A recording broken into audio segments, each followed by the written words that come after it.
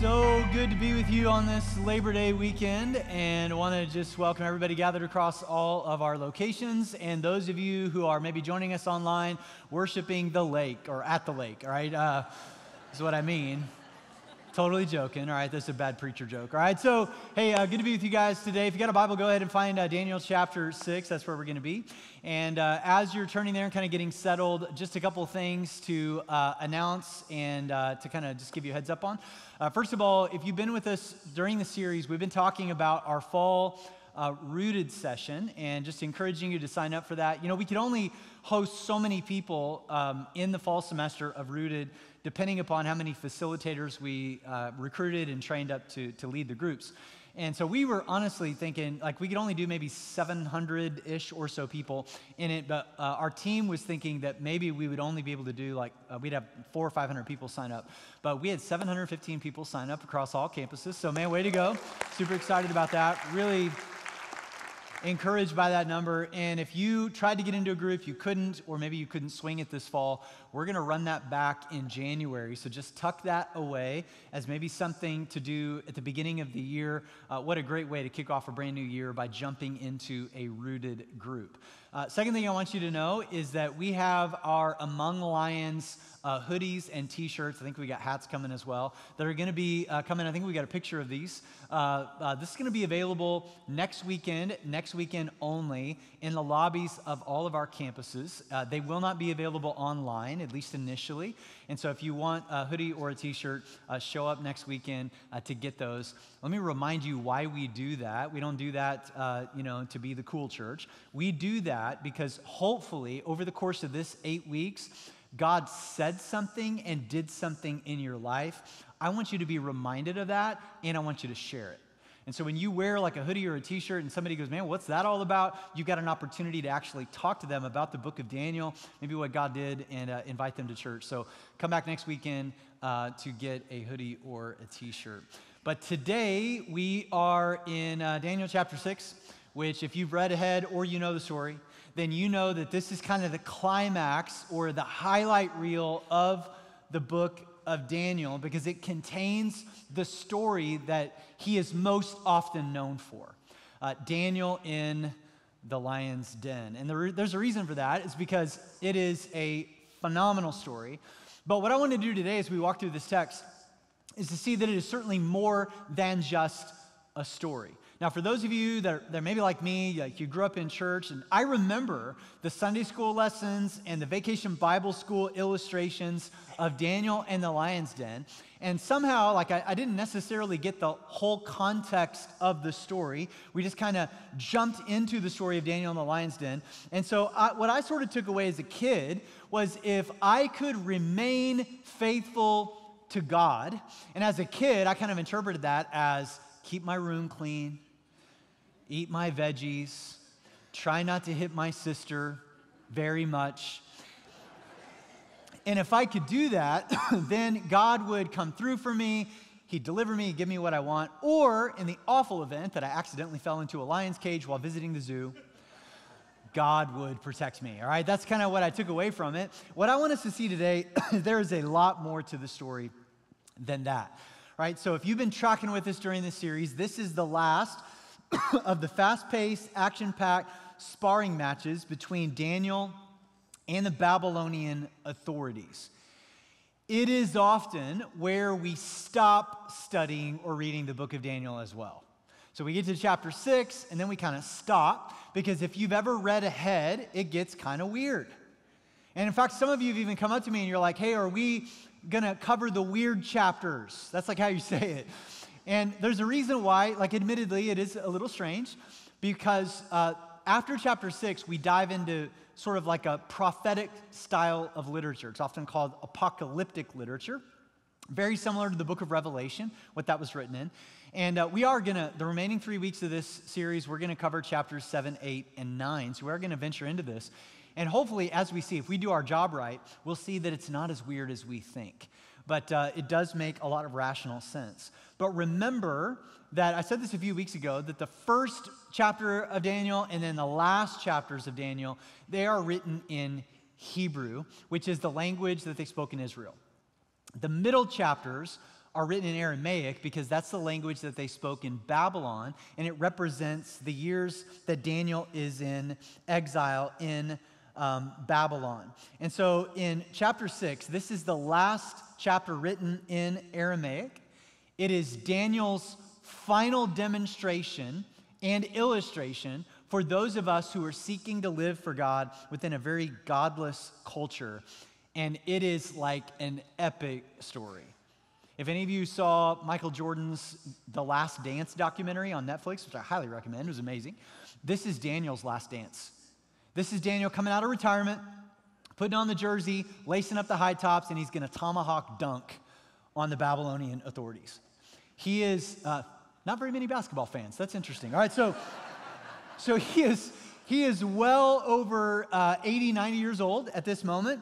Shadrach, Meshach, and Abednego, his close friends, they do not seem to be in the picture. We don't know where they are. Maybe they retired to the countryside. Maybe they passed away. We don't know, but they're not in the picture. The kingdom of Babylon had fallen. If you were here last week when we got to the end of chapter 5, we saw that Belshazzar, like he throws this big party, and the Medes and the Persians are 50 miles away, ready to attack. They did, and they conquered Babylon. So when we get to chapter 6, we are in the Medo-Persian Empire with somebody brand new in office, a guy by the name of Darius.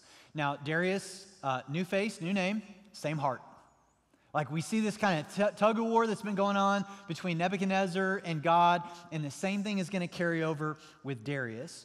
Daniel, by this time, is one of the highest ranking government officials in the empire. He's come a long way.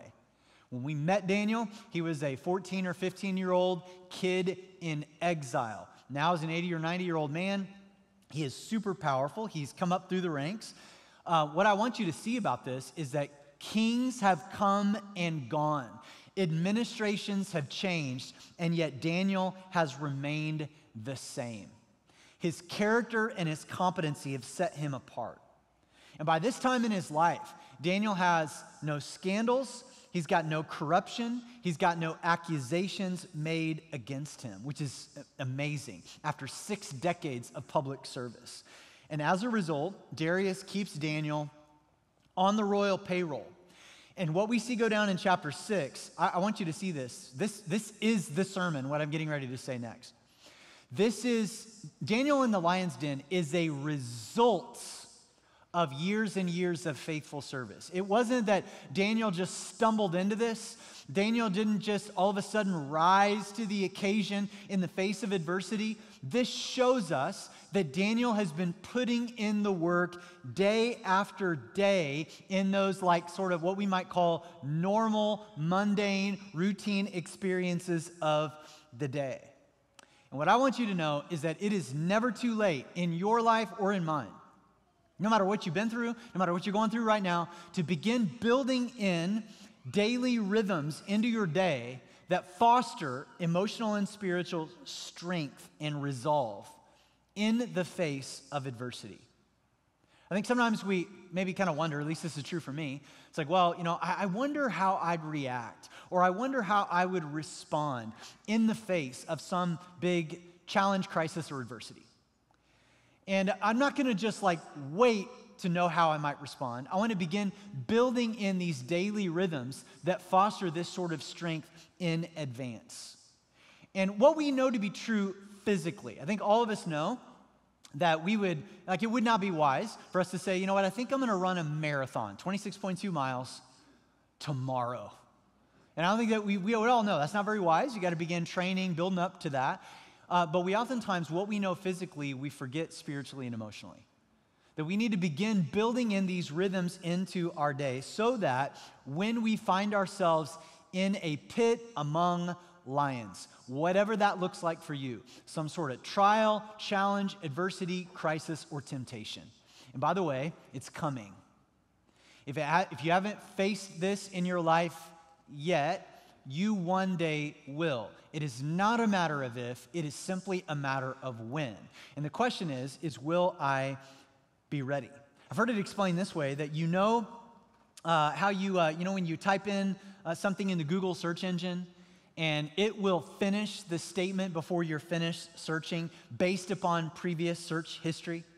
So you start a sentence like, let's just say you're searching for back to school clothes and it autofills Backstreet Boys, right? Or is that just me? Is that my thing? And the same thing, so it autofills based upon previous experiences and patterns. The same thing is true when it comes to how you respond to adversity, challenges, and pain. When you find yourself in that moment, your heart autofills the response based upon the patterns that you've previously established. So let me give you this definition of spiritual and emotional maturity. It is not a result of a decision that you make in a moment. It is the result of habits you've been developing over time. So how do you build a wall? Well, brick by brick. How do you run a marathon? Step by step. How do you build character that can handle adversity? Daily decision after daily decision. So what we read in Daniel chapter 6 is the result of this. So I want to pick it up in verse 3. It says this: Daniel soon proved himself more capable than all the other administrators and high officers. This is nothing new. He's been doing this since he was a teenager. And because of Daniel's great ability, the king made plans to place him over the entire empire. What's truly impressive about this promotion that Daniel receives as an 80 or 90-year-old man is that he does this as a 80 or 90-year-old man.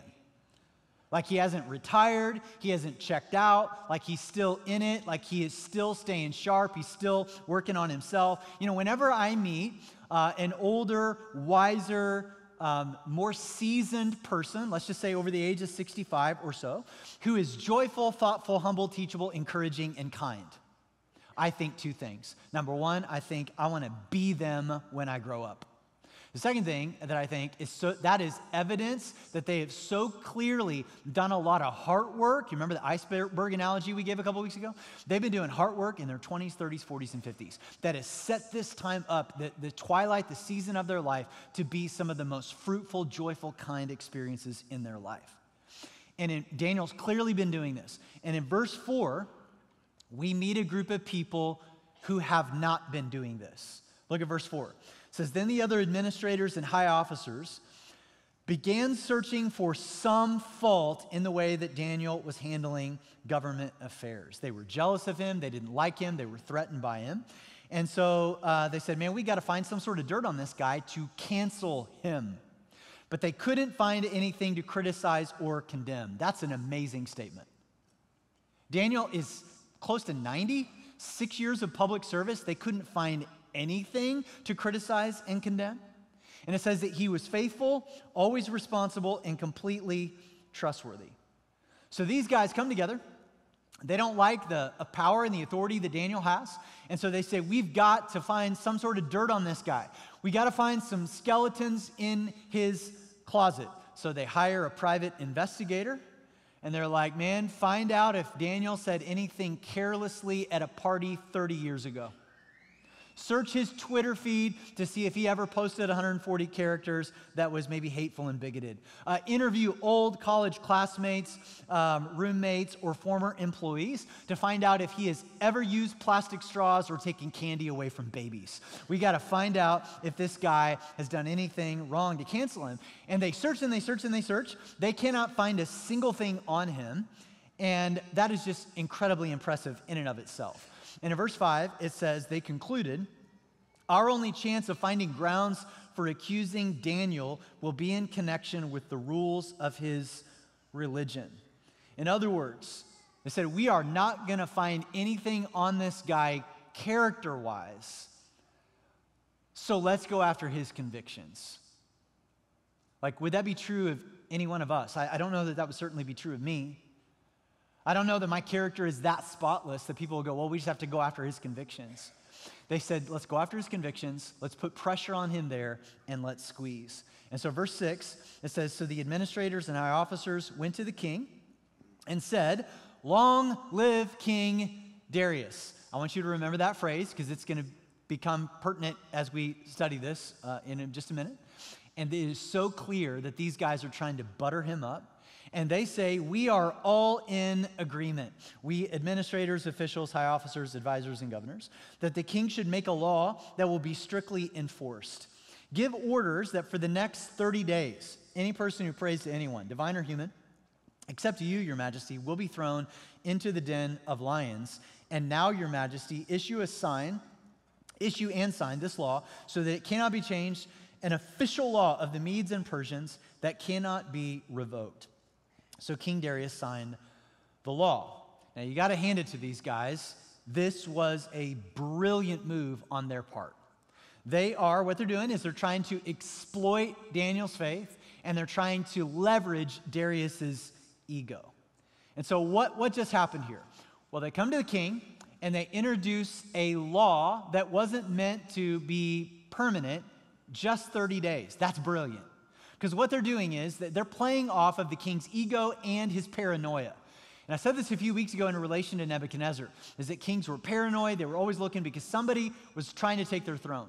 And they come to Darius and they're like, hey, for the next 30 days, if anybody prays to anyone other than you, we can throw them into this lion's den. So king, this is going to show you who's loyal to you and who isn't. That's brilliant.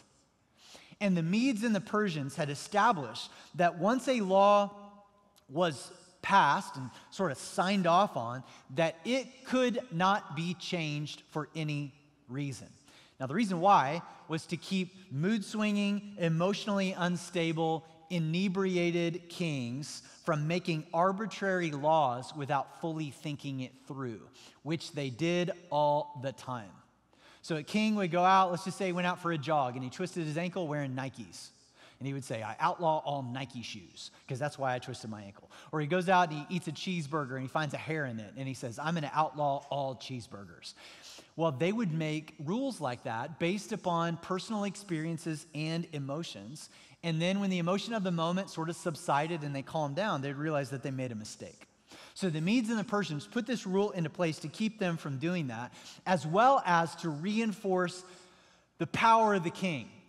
Because to change a law meant that you had to confess that you made a mistake. And kings didn't like admitting that they made mistakes ever. So Darius sort of plays into this big time. And to get him to do this, and keep in mind, Darius really liked Daniel a lot. And so now he has put Daniel in this difficult position. And Daniel is faced with a decision that every single one of us, if you're a follower of Christ, you're going to have to face this at some time in your life.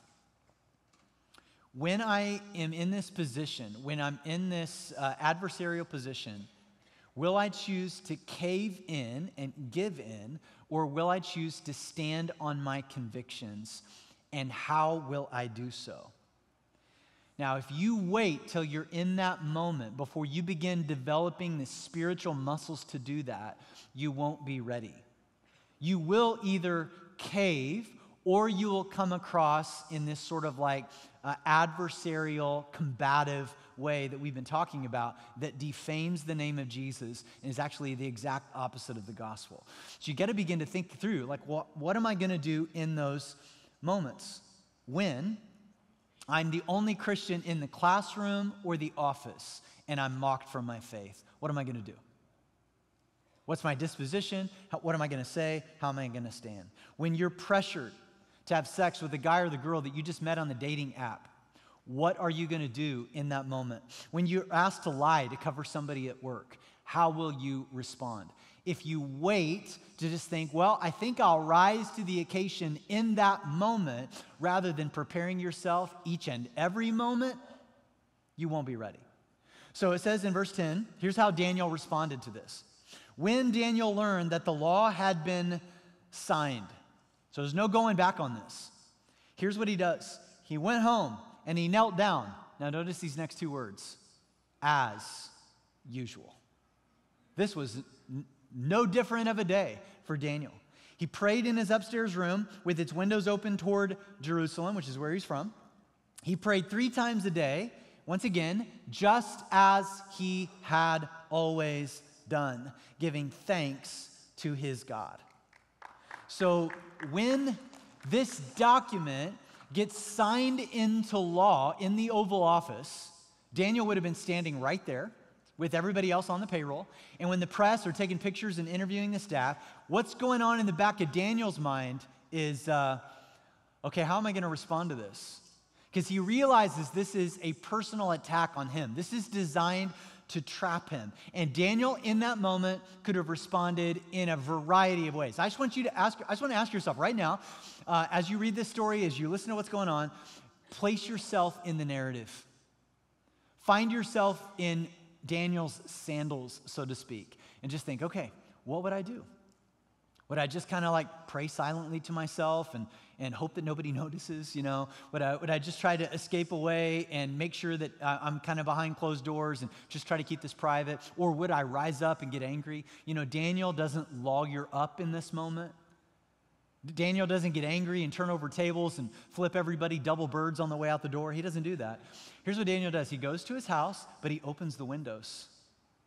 They can see in. Like he's not hiding anything. He just opens the windows and he prays. And what I really want you to notice, just as he had always done. This was no different of a day. Daniel didn't break routine for this or any other. He didn't break routine because he found himself in this moment of adversity. Daniel was unshaken, and I love that. The second thing I want you to notice is that it said he prayed, not asking God to get him out of it. And I got to be honest, man. If I was Daniel, that was the first thing I would say. God, like, we got a big issue here. God, would you please get me out of this? Would you please protect me? But instead, it says that Daniel did what? He gave thanks. Like, he expressed his gratitude to God. And you got to sit there and think, well, what could he have given thanks for? It's like, thank you, God, that the lions are going to get their share of protein today. You know, it's like, no, he's thanking God. And this shows us that there is no moment of trial, temptation, or adversity in which we cannot express gratitude before he begins to ask God to come through for him. And so a significant tell, I think, in all of our lives is our immediate emotional response in the midst of adversity. That will show you not only who you really are, that'll show you where you've been investing your time. So when it comes to like daily rhythms, when we talk about like the Christian life, and those of you that have been tracking for a while, following Jesus, you've heard all this before.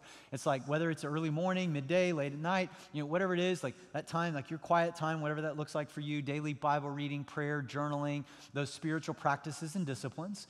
I think that it's easy at times to either do those things and to get maybe somewhat arrogant about it, and you start comparing like, you know, your quiet time to other people's or whatever, or you begin to feel really ashamed because, you know, you mean well, you start off, but then it trails off, and you're not doing it with any regular routine. And I want you to know that we do those things certainly not because those things make you a Christian. You can't make yourself a Christian. That's a finished work that Jesus did on your behalf on a cross. Right? He walked out of a grave so you wouldn't have to. All right? So he did all that stuff on our behalf. No, we incorporate those things into our life not to be a better Christian or even a growing Christian, certainly not to compare our faith to others. You know, God's not up, you know, in heaven saying, well, you know, let's give them a gold star. That's not why we do those things. I want you to begin thinking of those things like gym sessions for your soul. Adversity is coming. Challenge is coming. And in that moment, will you be ready to face it with the kind of resolve that Daniel faced it? I've got a really good friend who's an executive pastor at a church in another state. I was recently having breakfast with him, and he said, he told me that he's recently begun changing the way that he interviews potential people to hire on staff. And I said, well, tell me about that. And he said, well, one of the questions that I ask, usually kind of towards the end, is I just ask them to explain the greatest crisis that they've ever experienced in their life and how they handled it. And he said, if they're married, what I like to do is I just say, tell me about the biggest fight that you and your spouse got into. And he said, the way that they choose to answer that question tells me a lot about their honesty, their willingness to get vulnerable, and how they handle it. And he said, so, for example, if I ask them that question and they say, well, you know, if they just choose to kind of phone it in, you know, they're like, well, you know, last big fight, you know, we were on vacation in Tahiti, which right there, that automatically tells you something, right? And they're like, you know, we got into an argument over sunscreen. and she wanted to use SPF 15 because she's, careless, and I wanted to use SPF 100 because I'm careful that way. And boy, we got into a real pickle over that one, but then we went on a walk, and we kissed and made up, and then we had margaritas later that night with a little salt rim. And he goes, if they give that kind of a response, I'm not hiring them.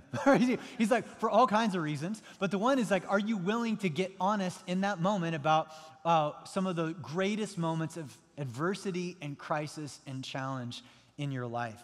It's a big tell how you face it as to whether or not you've been incorporating those daily practices into your life. So can I just ask you today, what's your autofill response to crisis?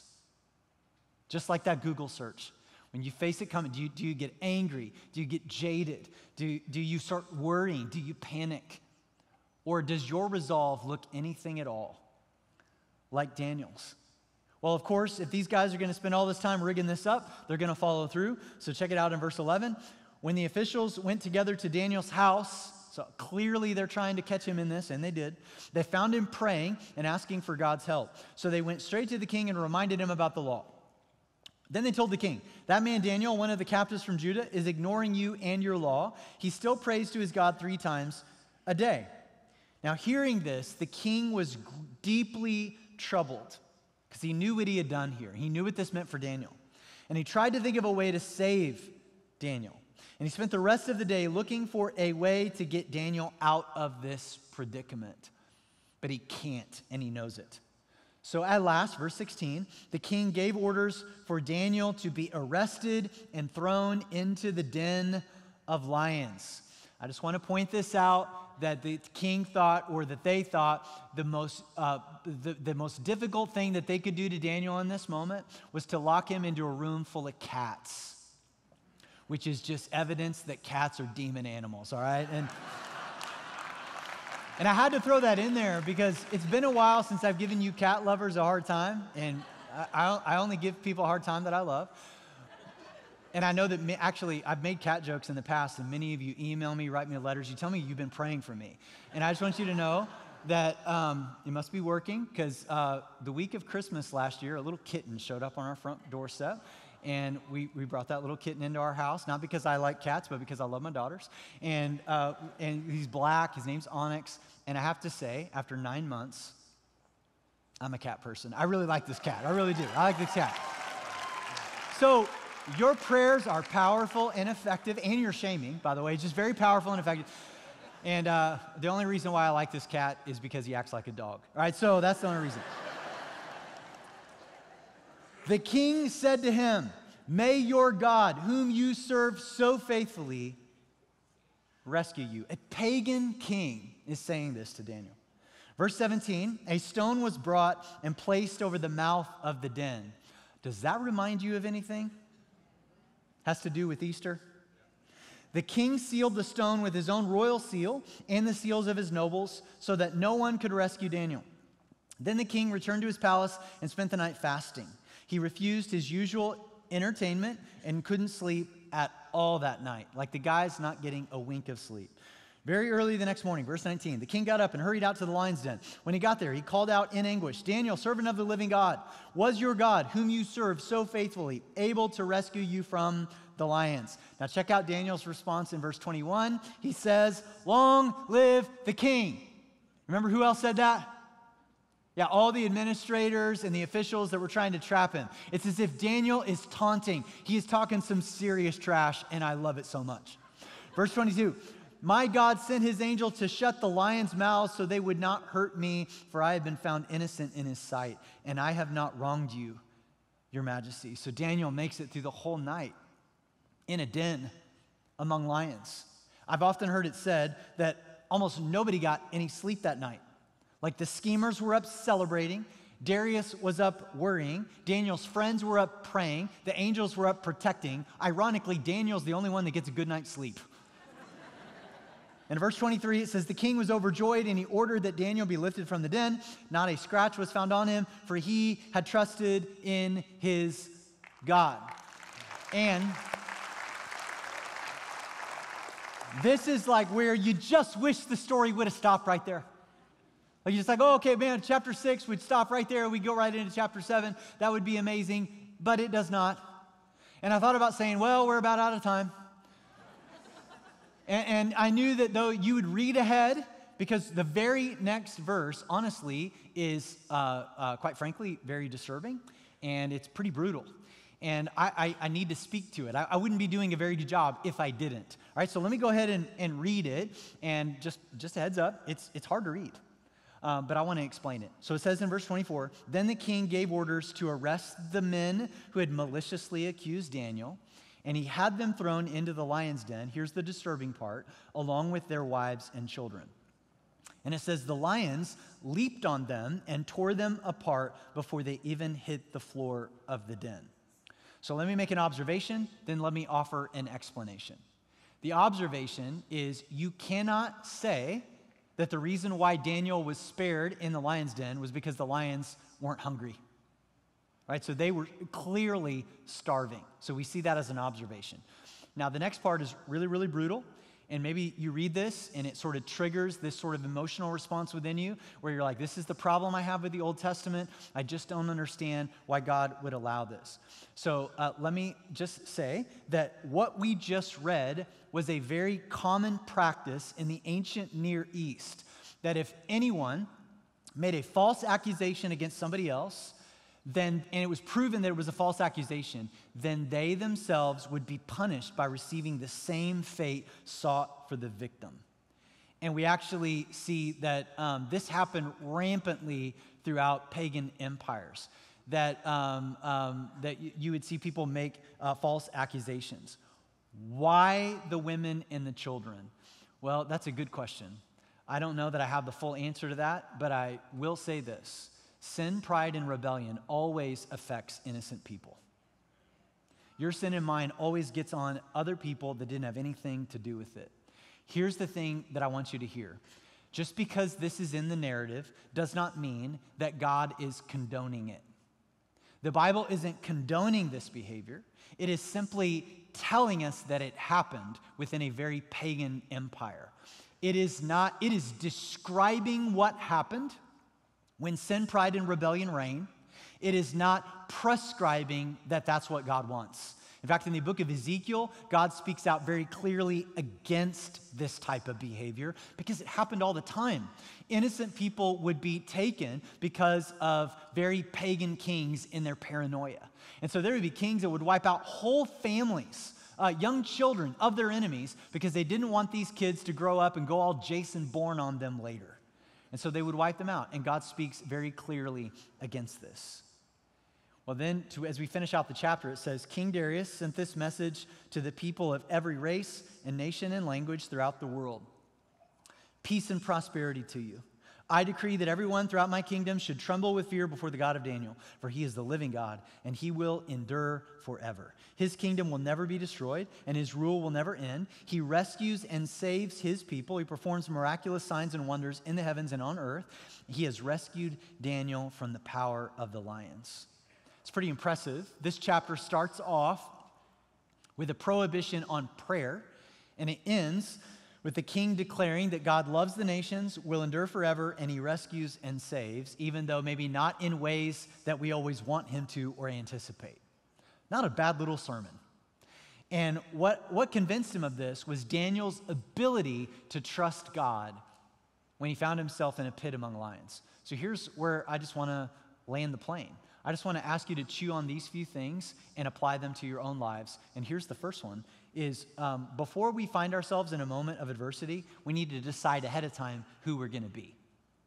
And this is that moment right now. Like, I just want to decide ahead of time, before I find myself in crisis, trial, or temptation, who am I going to be in that moment? And then you got to ask yourself, am I developing the daily routines and practices to reinforce that? So, when you're faced with trial and temptation, you don't get swept at the leg. And Daniel didn't all of a sudden just rise to the occasion and muster up the courage to go face to face with a group of hungry lions. This was the result of decades of faithfulness in his life.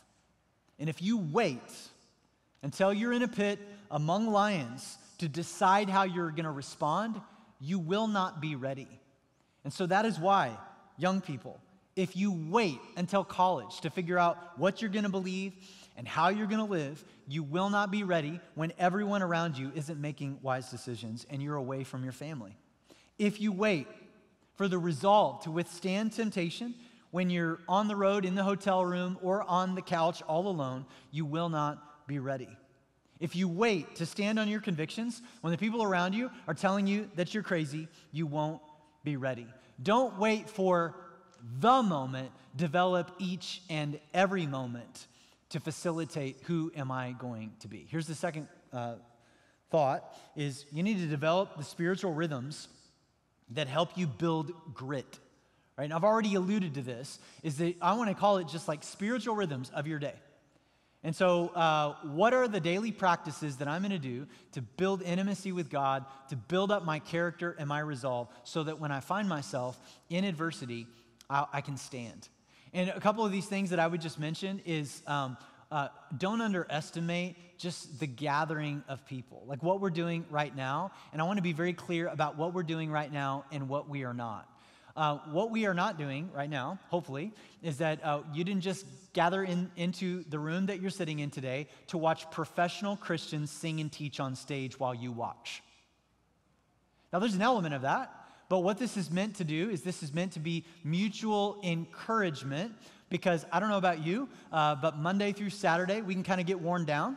I mean, I actually had a pretty good week this last week, but I was still a little bit tired, and I was looking forward to this gathering where we could fill each other up and to mutually encourage each other so that we could go back out and live faithfully the next Monday through Saturday. And so when you come in here, this is not just you coming in to receive something. Now, I hope you do. I really hope you receive something, but it can't just end there. And the analogy that I've often used is that in order to kickstart your spiritual metabolism, and to really begin to grow as a follower is you can't just come and feed. You also have to come and serve. So it's this idea of every weekend when we gather, come, figuratively speaking, with your spiritual bib on, ready to eat, right? You've got your Bible, maybe something to write with, like you're ready to go. I cannot guarantee that every message will be a good message, but I can guarantee that I've put in the work, so hopefully God will feed you through this because we're just going to go through His Word, teach it, explain it, and illustrate and apply it. And I want you to be able to receive something. Then I want you to be able to put on a spiritual apron and go serve. And what happens is if you're just always eating all the time, but you're never exercising, or if you're exercising all the time but never eating, then you're not going to be healthy. The same thing is true spiritually.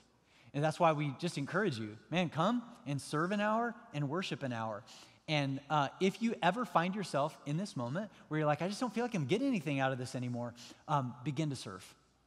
And you begin to take your eyes off of yourself and you begin to serve other people. Can I just share with you, even from my own life, this is even true for me through weekly preaching. People often ask me, hey, do you still get nervous preaching? And I just want to say every single time I get nervous. And most of the time when I get overly nervous, there's what's happening in my soul is that I'm trying too hard to do good. Like I want to do a really, really good job. Like I want you to laugh in all the right places, and I want you to say amen in all the right places, and I want you to clap in all the right places, and I want you to go, man, this is like really, really good. And so I get overly nervous about that. Oftentimes when I step up here to swing for the fences, that's usually when I foul it off. But what I've learned is if I can take a deep breath, calm down, and pray, usually I find myself doing this in the worship over here, where I say, hey, God, I'm not so concerned about how well I do. I know that there's somebody here today who needs to be encouraged, and actually somebody's eternity is on the balance. Thank you for this opportunity to just be a spokesperson. And so can I just come up and can I just encourage, and can I forget about trying to impress you with what I know and how to deliver it, and to actually say, how can I encourage you to take your next steps? It almost always feels better. The same thing is true with you. Like if you're just constantly coming to church, like what am I going to get out of this? What am I going to get out of this? What am I going to get out of this? Am I going to like that song? Am I going to enjoy this sermon? Then it's going to fall stale. But if you find yourself coming in saying, who can I encourage? Like, who can I serve? There's something to that. I want you to begin to develop those rhythms into your life. Here's the third thing, this goes along with it, is determined to be available to be used by God in every age and stage of your life. What I love about Daniel is that Daniel served God faithfully as a 14 or 15-year-old kid, and he served God faithfully as an 85 or 90-year-old man. Nothing changes. And there is never a season or a time in your life when you are too young or too old to be used of God. And I want us to be a multi-generational church. Multi-generational does not mean, well, we got a little something for everybody. You know, you got your preferences over here and your preferences. That's not what it means. What it means is every generation stepping up, being used of God to serve each other.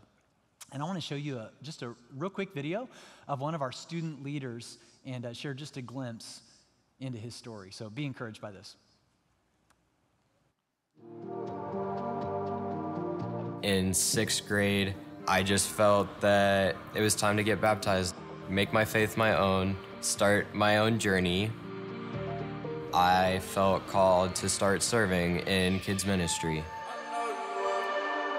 I was a 7th grader leading 1st graders, trying to understand how the kids worked, like how their little minds just going everywhere. It was a really fun experience just being able to mentor them, and now they're in 6th grade. So I've been able to have a lot of close relationships with the students. Sometimes you don't know how serving is going to play out, like if you're actually impacting the students' lives. But very recently, I was able to baptize one of the students. His name was Craig, and he was one of the students that I've had for a long time. Over time, he's just made his faith his own, understanding that all the time that you've spent with the kids, it's worth something. I mean, that's kingdom work. That's basically what we're called to do.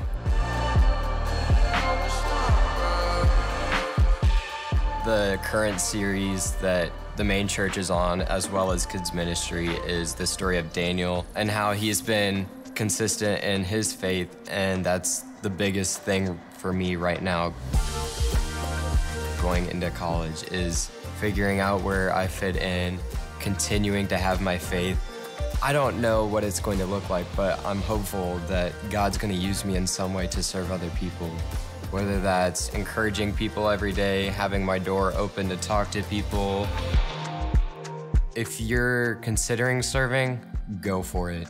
Whether that's serving in kids ministry, whether that's greeting people at doors, helping out in any way that you can. There's so many different ways that you can serve and help other people. God calls us to do that, and that's an important piece of everyone's faith. Hey man, give it up for Ryan. Appreciate that.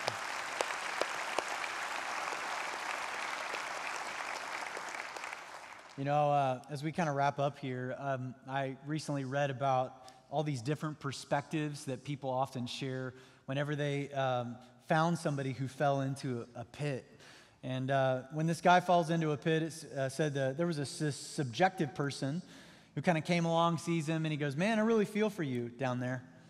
An objective person came along and said, "You know, well, it's logical. It's just a matter of time. You were going to fall down in a pit." A philosophical person came along and said, "You only think that you're in that pit." A Pharisee came along and said, "Only bad people fall into pits." A mathematician came along and calculated how he fell into a pit. A news reporter came along and wanted an exclusive story on his experience in the pit. A charismatic came along and said, "Just declare that you're not in a pit." A realist came along and said, "Now that's a pit." A geologist came along and told him to appreciate the rocks data in his pit. An IRS agent came along and asked if he was paying taxes on the pit. The county inspector came and asked if he had a permit to dig that pit. A passive person came along and avoided the subject altogether. A self-pitying person came along and said, "You haven't seen anything until you've seen my pit." An optimist came along and said, "Well, that pit could be worse."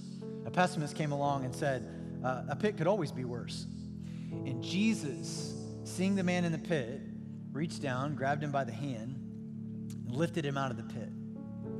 See, I've been saying this throughout the series, that the book of Daniel has Daniel's name on it, but it is not about Daniel. It is a foreshadowing of Jesus. You see, just like Daniel, men conspired against Jesus because of who he is. And just like Daniel, traps were set for Jesus. Just like Daniel, Jesus was falsely accused by his enemies. Just like Daniel, Jesus was brought in front of a ruler, Pontius Pilate, who tried to free him, but he couldn't. Just like Daniel, Jesus was condemned to die a very violent death. Just like Daniel, Jesus was put in a cave that was sealed so that no human could intervene.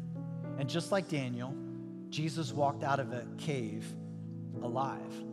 The only difference between Jesus and Daniel is that Daniel didn't die. Jesus did. And he did so on your behalf and on mine. Jesus experienced the threat of death, and he experienced a brutal death because he knew that there was no way. You and I didn't have deep enough pockets to pay off the debt that we owed. And so he did it on our behalf. And Daniel is a picture of us, that because of our sin, which is our guilt before God, we are condemned to a final judgment of death. But because of Jesus, he paid the price and he set us free. Jesus is a better Daniel in every way. And so today, as we sort of wrap up this time together, I want you just to take a few moments to reflect, like right where you are.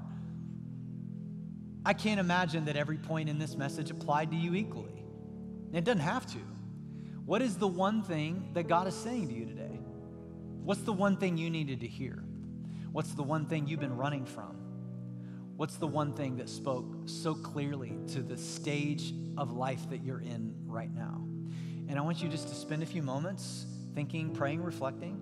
And after I give you a few moments, we're going to take communion together. I'm going to lead us through this. So hopefully on your way in, you were able to grab the little communion cup. But just take a few moments to pray, to reflect, and then I'll lead us in communion as we close.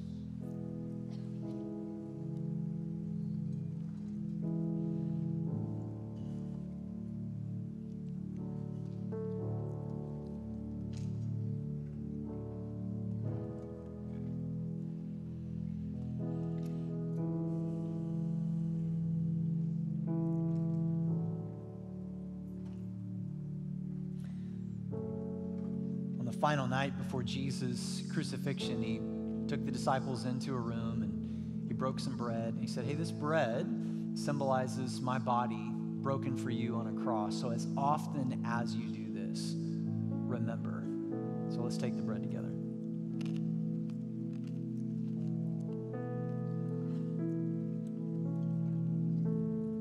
And then he poured some wine, and he said, the wine symbolizes the blood that I shed for you, that covers over your sin and your transgressions to make you holy and spotless before God. And so as often as you do this, remember. Let's take the juice together.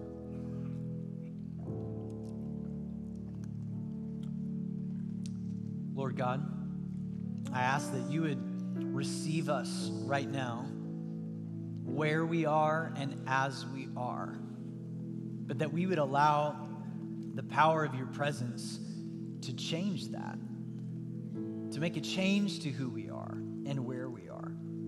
So, Father, I thank you for your grace. But by the grace of God, none of us stands a chance. But by the grace of God, none of us has the ability to face our lions. But today, we want to follow the example of Daniel. We want to express our gratitude. Thank you for who you are, for what you've done. If you never did another thing for us, you've already done more than enough. So God, I just ask that you would change us from the inside out. What we see modeled for us, what we see happening in the world isn't working. And we need men and women who will be humble, fully surrendered, empty-handed before you, that you might use us. God, give us the strength, not to wait for the moment to show up, but to take advantage of each and every moment to begin to develop and foster these spiritual muscles that will make us unflappable in the face of any sort of adversity, trial, or crisis. Thank you for making the way for us in that. We ask this in a spirit of gratitude, and everybody says,